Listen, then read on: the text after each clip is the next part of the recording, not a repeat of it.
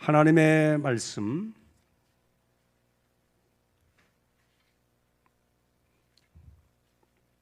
마태복음 27장 11절 말씀부터 제가 26절까지 읽어드리겠습니다. 마태복음 27장 11절. 예수께서 총독 앞에 섰음에 총독이 물어 이르되 내가 유대인의 왕이냐? 예수께서 대답하시되 내 말이 옳도다 하시고 대제사장들과 장로들에게 고발을 당하되 아무 대답도 아니하시는지라. 이에 빌라도가 이르되 그들이 너를 쳐서 얼마나 많은 것으로 증언하는지 듣지 못하였느냐 하되 한마디도 대답하지 아니하시니 총독이 크게 놀라워하더라. 명절이 되면 총독이 무리의 청원대로 죄수 한 사람을 놓아주는 전례가 있더니 그때 바라바라 하는 유명한 죄수가 있는데 그들이 모였을 때 빌라도가 물어 이르되 너희는 내가 누구를 너희에게 놓아주기를 원하느냐? 바라바냐 그리스도라 하는 예수냐 하니 이는 그가 그들의 시기로 예수를 넘겨준 줄 알미더라. 총독이 재판석에 앉았을 때에 그의 아내가 사람을 보내어 이르되 저 옳은 사람에게 아무 상관도 하지 마옵소서. 오늘 꿈에 내가 그 사람으로 인하여 애를 많이 태웠나이다 하더라. 대제사장들과 장로들이 무리를 권하여 바라바를 달라 하게 하고 예수를 죽이자 하게 하였더니 총독이 대답하여 이르되 둘 중에 누구를 너희에게 놓아주기를 원하느냐? 이르되 바라바로소이다.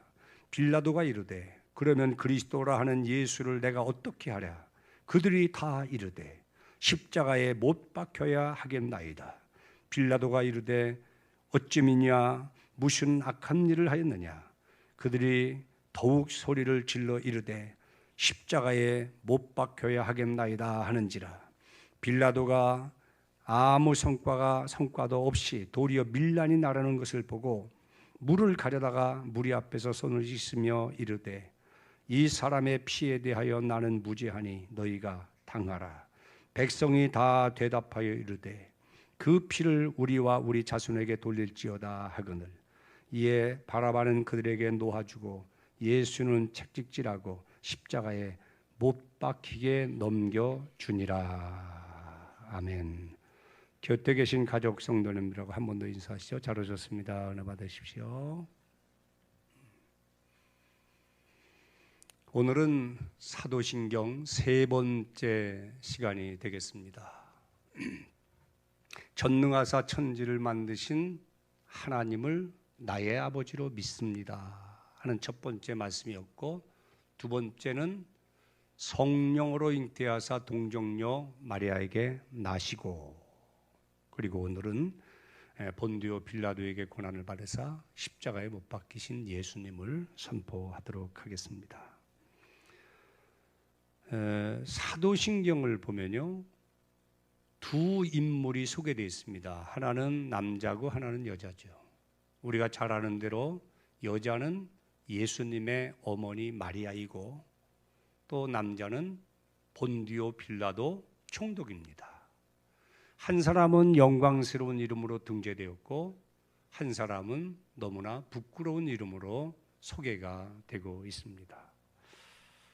우리뿐 아니라 아마 지구상에 있는 대부분의 교회의 성도들이 예배를 시작하면서 똑같이 그들의 이름을 불러가면서 신앙을 고백했을 거예요.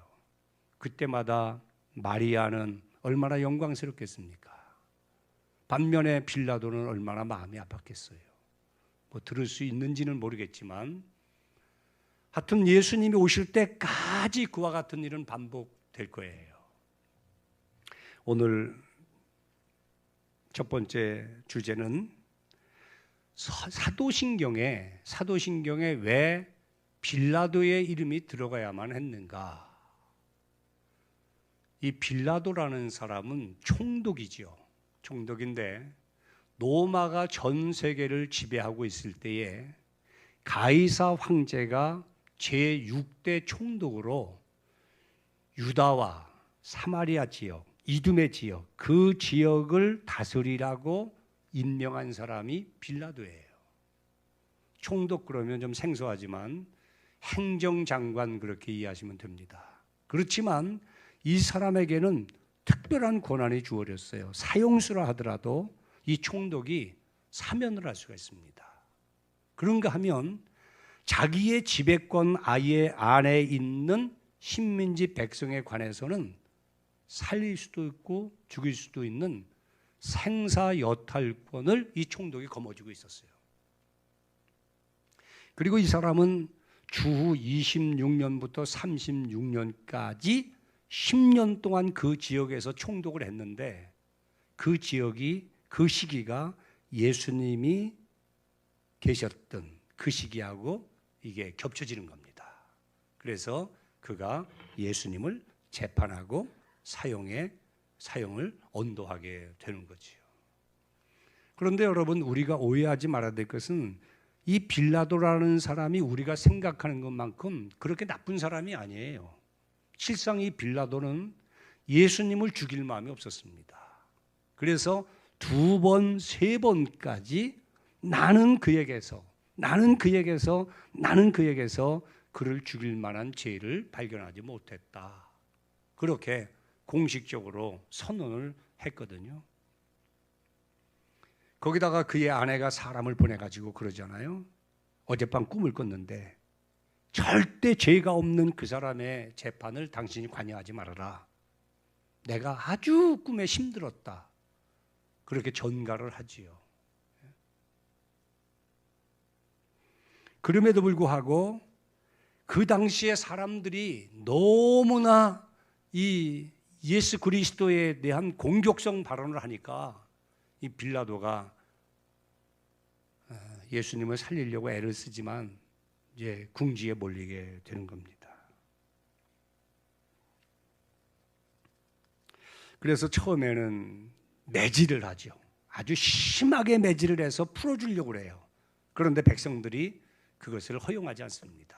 계속 예수를 죽이라고 외치게 됩니다. 그래서 민심을 수습하기 위해서 유월절과 같은 절기에는 아주 극악한 사형수 한 명을 놓아주는 게 있거든요. 그래서 모든 사람이 알만한 사형수 바라바라는 사람을 등장시켜서 바라바와 예수 중에 누구를 놓아줄까? 이 빌라도는 그렇게 생각한 거예요. 100% 사람들이 이 악한 사람 죽여라 그렇게 말할 것으로 알았죠. 그리고 예수는 풀어줘라. 그런데 그들이 대제사장과 장로들의 수기를 거쳐서 똑같이 그런 말을 합니다. 바라바를 놓아주고 예수를 죽여라 그렇게 하죠. 이 정도 되니까 이 빌라도가 긴장을 한 거예요. 만약에 여기서 더 자기 고집을 피게 되면 밀란이 일어나거든요. 자기 관할 지역에서 밀란이 일어나면 그것이 로마 황제에게 보고가 되고 그러면 자기가 총독 자리를 내놔야 돼요. 그럴 바에는 자기 민족도 아니고 피지배국의 그 유대인인데 유대인 한 명을 죽음에 내어주고 그 밀란을 잠재우는 것이 좋겠다. 그런 생각을 하게 됩니다. 그래서 태야의 물에 자기 손을 씻으면서 나는 예수 그리스도의 죽음에 대하여 책임질 수 없다. 그 핏값은 너희와 너희 자손이 받으라. 그렇게 하고 예수 그리스도를 십자가에 못 박도록 내어주게 됩니다.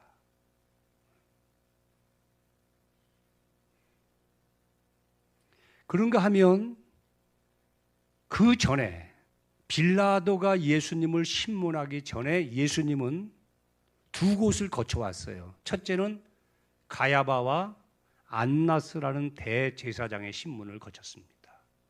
그리고 두 번째는 헤롯 왕의 신문을 거쳤어요. 그리고 빌라도에게 왔단 말이에요. 그런데 사도신경을 보면 가야바도 없고 안나스도 없고 헤롯 왕도 없어요. 그냥 오직 본디오 빌라도 한 사람에게 신문 받고 그에 의해서 사형 언도를 받은 것처럼 기록이 되어 있습니다. 왜 그럴까요? 대제사장이나 장로나 헤롯 왕이라 하더라도 그들에게는 사형 언도를 내릴 수 있는 권한이 없어요. 오직 생명을 다룰 수 있는 사람, 최후의 재판, 사형에 대한 언도를 내릴 수 있는 권한은 총독 빌라도밖에 없습니다. 그렇기 때문에 모든 책임을 총독 빌라도가 지게 된 거죠. 누가복음 3장에 보니까 예수님 당시의 정치적인 실세, 종교적인 실세들이 낱낱이 기록이 되어 있어요. 저는 곰곰이 생각해 봤어요. 그들의 이름이 기록될 이유가 뭘까? 이렇게 되어 있습니다.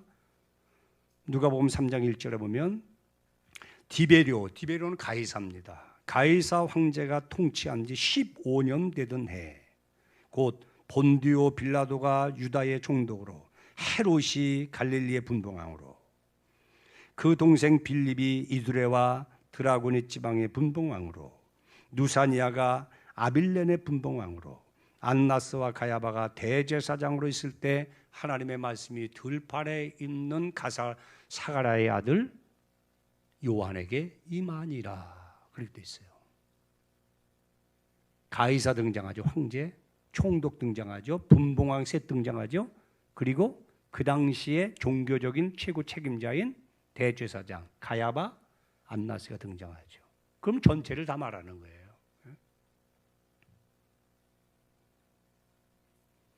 그럼에도 불구하고 사도신경에는 빌라도밖에 안 나와요. 자, 중요한 것은 뭔가 하면 그렇게 많은 지도자들이 있었지만 그들 중에 빌라도의 이름만 들어간 것은 그가 대표자이기 때문이고 최고 책임자이기 때문이다. 그것보다 더 중요한 것이 있어요. 만약에 여러분 예수님의 고난과 십자가를 증명함에 있어서, 그것을 설명함에 있어서 어떤 마을 이장이나 동장이나 군수 정도의 이름이 여기 소개되어 있으면 그 사람이 역사적인 인물이니 누가 알겠어요.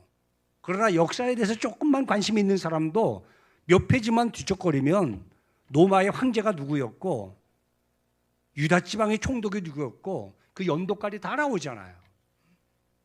무엇을 말하는 걸까요? 그와 같은 그 당시에 정치적인 종교적인 실존 인물들의 이름을 등장시켜서 예수님의 고난과 죽음이 사람들이 만들어내는 어떤 이야기나 설화가 아니라 실제적인 사건이라는 거예요. 역사의 한복판에서 선명하게 일어났던 실제적인 사건이라는 거예요. 그래서 그들을 신문했던 사람, 예수님을 신문했던 사람, 예수님에게 사형 언도를 내린 사람들 이름까지 정확하게 그 상황적인 설명과 더불어 성경에 담아놓은 거예요. 예수님은 분명히 역사 속에 오셔서 역사 가운데서 고난당하고 죽으셨습니다.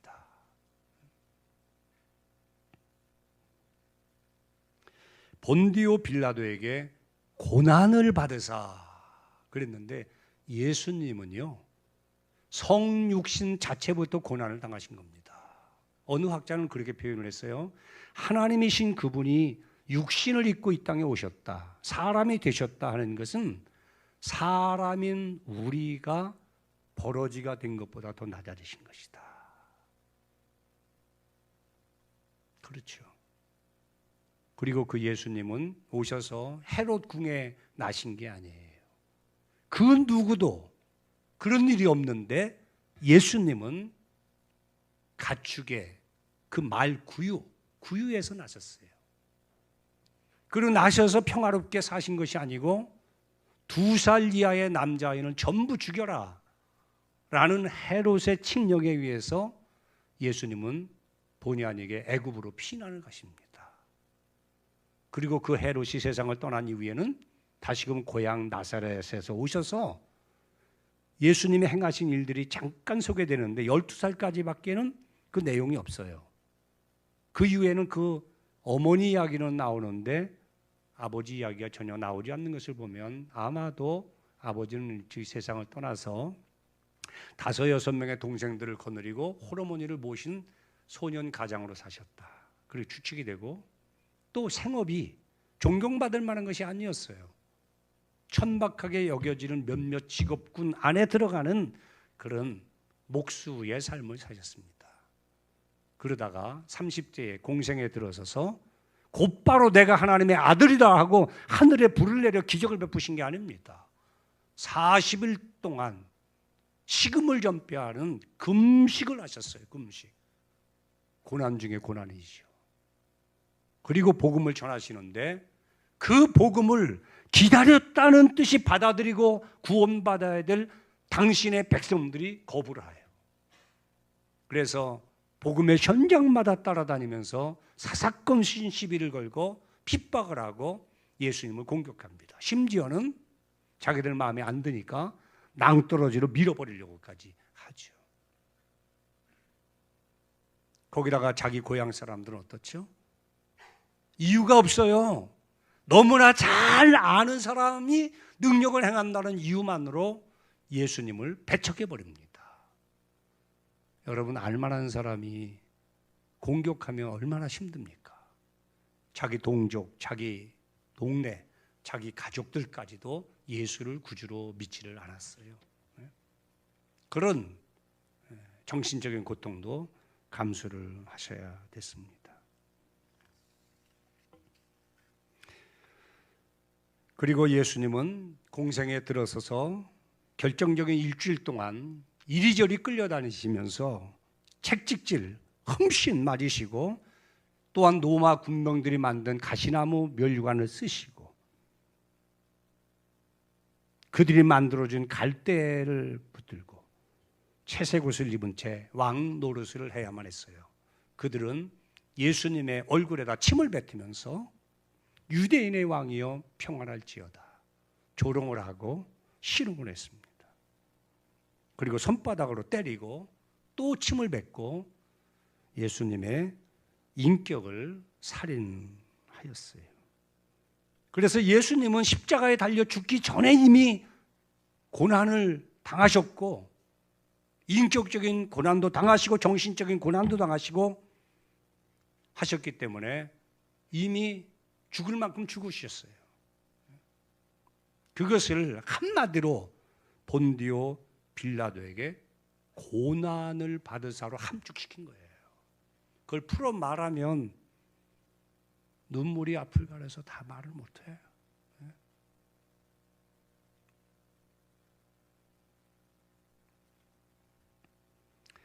재판은 누가 받습니까? 재판은 반드시 죄를 지었거나 죄가 의심되는 사람이 받는 거예요. 그러나 예수님은 최고 책임자인 빌라도가 무죄 선언을 3번씩이나 할 정도로 죄가 없으신 분이에요. 그런데 예수님이 재판을 받으셨습니다. 신문도 받고 재판도 받으셨어요. 왜 그럴까요? 피 흘림이 없은즉 제사함이 없고 한 번 죽는 것은 사람에게 정한 것이요 그 후에는 무엇이 있어요? 심판이 있으니 반드시 죄인된 우리가 심판받아야 되고 피 흘려 죽어야 되는데 그 모든 과정을 육신을 갖고 오셔서 다 거쳐가신 거예요. 내가 받을 신문 하나님 앞에서 내가 받을 징계 하나님 앞에서 내가 받을 고난을 다 받으신 거죠. 그래서 그 재판을 받고 죄가 없음에도 불구하고 사형 언도를 받으신 겁니다. 왜? 죄로 인해서 신문받고 재판받고 사형 언도 받고 영원한 지옥의 형벌에 처할 수밖에 없는 우리를 대신하기 위해서 그와 같이 하셨습니다. 예수님은 채찍에 맞을 만큼 맞으셨어요. 그분은 찢길 만큼 찢기셨어요. 흘릴 만큼 피를 흘리셨어요. 만약에 예수님께서 그 모든 고난과 핍박과 그런 모든 죽음을 회피하셨다면 저와 여러분은 지금 아무런 은혜를 받을 수가 없을 거예요. 그런데 빌라도가 말한 대로 얼마든지 자기를 변호할 수 있는 기회가 있음에도 불구하고 털 깎는 자 앞에 침묵하는 양처럼 입을 열지 않으셨죠. 만약에 입을 열어서 자기의 무죄를 선언 받으셨다면 그분은 대신 죽으실 일이 없기 때문에 그렇습니다. 마치 자기가 모든 죄를 지은 본인인 것처럼 침묵하셨어요. 그리고 그 모든 고난을 다 받아내셨어요.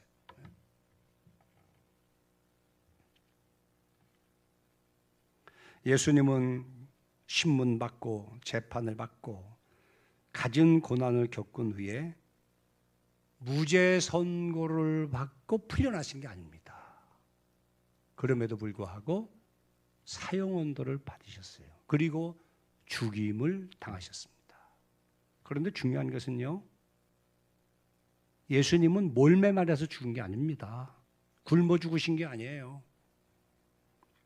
무슨 사고로 죽으신 게 아닙니다. 예수님은 나무에 달려서 죽으셨어요. 본디오 빌라도에게 고난을 받으사 십자가에 못 박혀 죽으시고, 이 부분이 너무나 중요한 거예요. 왜 그렇죠? 나무에 달린 자마다 저주 아래 있느니라.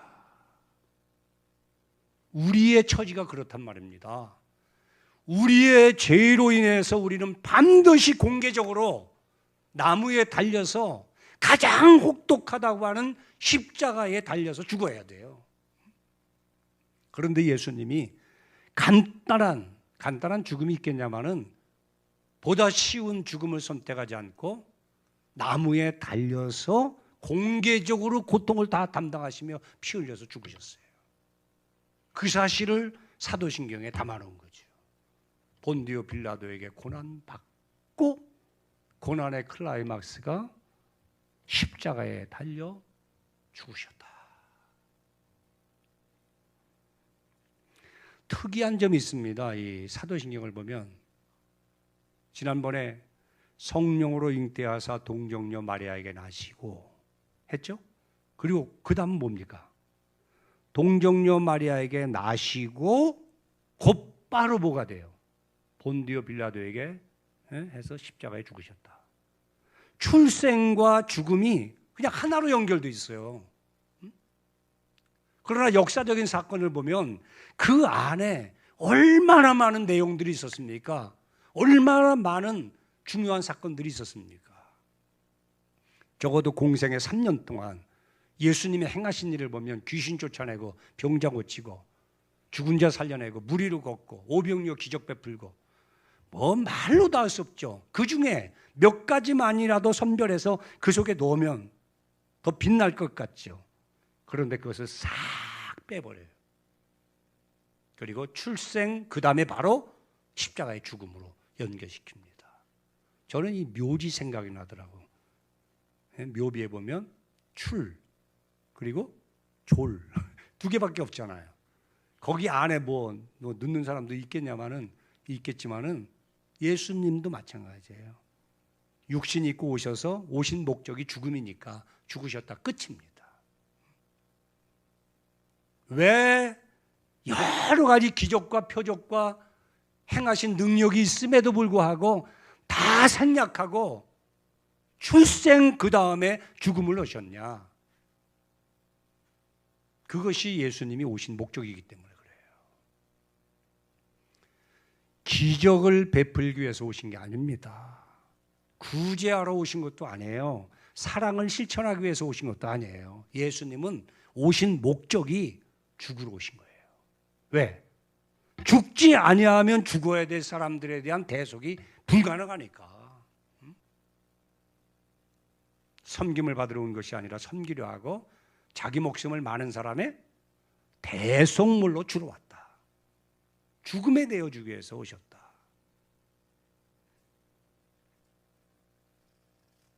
그것이 구속사의 핵심이기 때문에 그렇습니다. 예수님의 고난과 죽음을 두고 해석이 분분합니다. 우선 종교 지도자들과 유대인들은 그렇게 말을 하죠. 예수가 말이지 내가 하나님이다. 하나님과 나는 하나다. 그리고 성전을 헐어라. 그리하면 내가 사흘 만에 다시 짓겠다. 신성모독죄에 의해서 예수가 죽었다는 거예요. 그리고 정치적인 실세들은 그렇게 말을 하죠. 분명히 유대인의 왕이 헤롯이 있는데 헤롯을 두고 그 나라에서 내가 유대인의 왕이다 하니까 반란, 역행, 그 죄로 인해서 예수가 죽었다, 그렇게 말을 하죠. 그러나 예수님이 탄생하시기 700년 전에 성령의 감동을 받은 선지자 이사야는 예수님의 고난과 죽음에 대해서 이렇게 증거를 했어요. 여러분, 가만히 눈을 감아 보십시오. 그리고 위를 바라보시고 귀를 쫑긋해서 그가 700년 전에 예언한 내용을 한번 가만히 마음으로 들어보세요. 그는 실로 우리의 질고를 지고 우리의 슬픔을 당하였거늘 우리는 생각하기를 그는 징벌을 받아 하나님께 맞으며 고난을 당한다 하였노라. 그가 찔림은 우리의 허물 때문이요 그가 상함은 우리의 죄악 때문이라. 그가 징계를 받음으로 우리는 평화를 누리고 그가 채찍에 맞음으로 우리는 나음을 받았도다. 우리는 다 양 같아서 그릇 행하여 각기 제 길로 갔거늘 여호와께서는 우리 모두의 죄악을 그에게 담당시키셨도다. 그가 곤욕을 당하여 괴로울 때에도 그의 입을 열지 아니하였으며 마치 도수장으로 끌려가는 어린 양과 털 깎는 자 앞에서 잠잠한 양같이 그 입을 열지 아니하였도다. 그는 곤욕과 신문을 당하고 끌려갔으나 그 세대 중에 누가 생각하기를 그가 살아있는 자들의 땅에서 끊어짐은 죽으심은 마땅히 형벌 받을 내 백성의 허물 때문이라 하였으리요. 그는 강포를 행하지 아니하였고 그의 입에는 거짓이 없었으나 그의 무덤이 악인들과 함께 있었으며 그가 죽은 후에 부자 아리마대 요셉과 함께 있었도다. 할렐루야. 여러분 잘 보십시오. 이 구약적인 증거도 있지만 예수님을 가장 가까이서 섬겼던 베드로도 베드로전서 2장 22절에서 그는 죄를 범하지 아니하시고 그 입에 거짓도 없으시며 욕을 당하시되 맞대어 욕하지 아니하시고 고난을 당하시되 위협하지 아니하시고 오직 공의로 심판하신 이에게 부탁하시며 친히 나무에 달려 그 몸으로 우리 죄를 담당하셨으니 이는 우리로 죄에 대하여 죽고 의에 대하여 살게 하려 하십니다.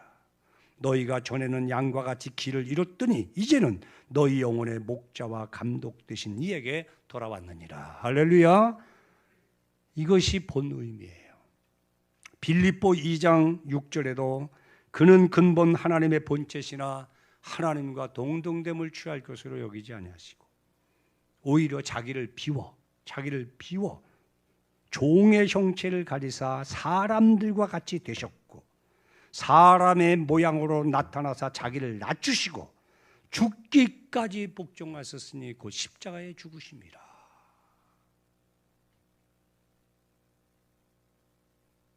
본디오 빌라도에게 고난을 받으사 십자가에 죽으시고 간단한 한 문장이지만 그 자체가 우리의 죄에 대한 대가를 예수님이 완벽하게 지불하셨다 하는 말이에요.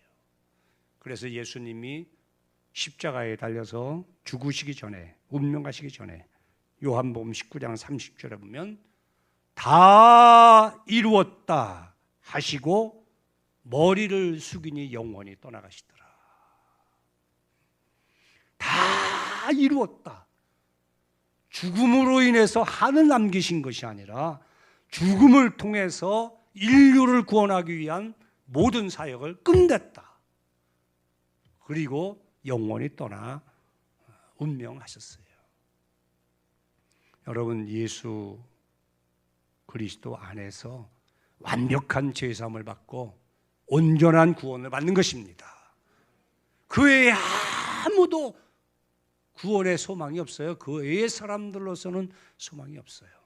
천하 인간의 구원 얻을 만한 다른 이름을 우리에게 주신 일이 없느니라.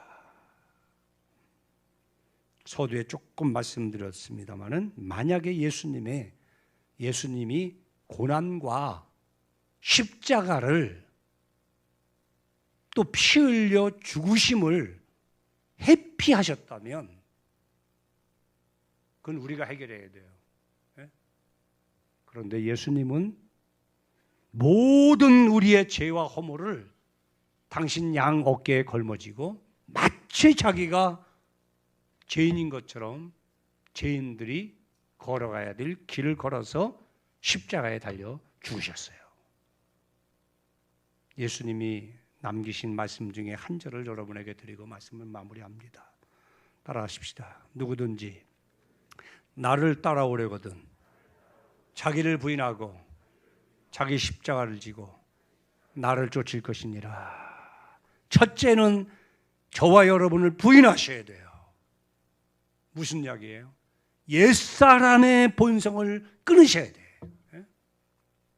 둘째는 예수 믿으면 삼박자가 잘 되는 게 아니에요. 좋은 일만 있는 게 아니에요. 예수 믿기 때문에 겪는 십자가가 있단 말입니다. 각 사람에게 태인 십자가 고난이 있단 말이에요. 그것을 미리 말씀하셨잖아요. 그러므로 예수 믿으면서 양탄자 타고 공중을 붕붕붕 날아다니는 생각에 신앙생활하면 실망할 수밖에 없어요. 원치 않는 고난도 있는 거예요. 아픔도 있는 거예요. 땀 흘리고 피 흘려도 되는 일이 있어요. 그러나 끝까지 나를 따르는 자가 진정으로 나를 믿는 자라 그렇게 말씀하셨어요. 신앙 고백 속에 있는 이 한 문장이 그냥 여러분 시간 내서 고백해서 끝나는 것이 아니라 나를 위하여 오셨고 나를 위해 고난당하시고 나를 위해 피 흘리고 나를 위해서 죽으셨다. 그런 뜨거운 가슴으로 그 문장을 눈물겹게 하나님 앞에 드리면서 매번 주님이 행하신 일을 알아들일 수 있는 수준 높은 그런 그리스도인들이 다 되시기를 축복합니다. 기도하십시다.